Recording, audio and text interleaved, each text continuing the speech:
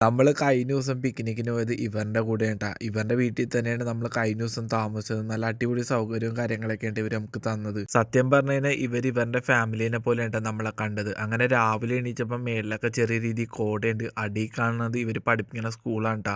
അതുപോലെ ഇവര് എക്സാമിന് പോണേട്ടാ. അതിനു മുമ്പ് അനുഗ്രഹമൊക്കെ മേടിച്ചിട്ടാണ് പോണത്. അതുപോലെ തന്നെ രാവിലെ ഫുഡ് കഴിച്ചിട്ടാ പൂരിയാർന്ന്. അത് കഴിഞ്ഞപ്പോ ദീദി എനിക്ക് കുറെ പാക്ക് ചെയ്ത് തന്നു വിട്ടേട്ടാ. പാവം. എന്താ പറയേണ്ടതെന്ന് എനിക്ക് അറിയില്ലാട്ടാ. വല്ലാത്ത സ്നേഹമാണ് ഇവർക്ക്. എന്നോട് പറഞ്ഞത് ഉച്ചക്ക് പട്ടിണിയാകരുത്, ഫുഡ് കഴിക്കണമെന്നൊക്കെയാണ് ട്ടാ പറഞ്ഞു വിട്ടത്. അത് കഴിഞ്ഞ് നമ്മളൊരു പുള്ളീനെ കണ്ടിട്ടാ. പുള്ളി നമുക്ക് കുടിക്കാനൊക്കെ കുറച്ച് വെള്ളമൊക്കെ മേടിച്ചു തന്ന്. അതൊക്കെ ഇനി വീണ്ടും നമ്മൾ ഒരാളെ കണ്ടുപിടിച്ചിട്ട് ആള് നമ്മുടെ കൂടെ ഫോട്ടോ ഒക്കെ എടുത്തിട്ടാ.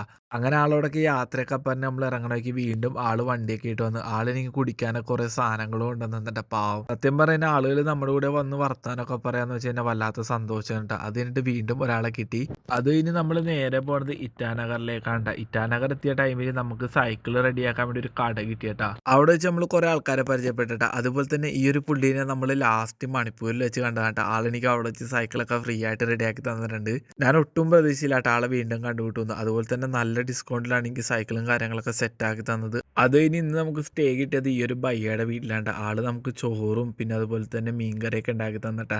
നല്ല അടിപൊളി ടേസ്റ്റ് ഉണ്ട്. ആള് ബീഹാർ സ്വദേശിയാന്നാട്ടാ പറഞ്ഞത്.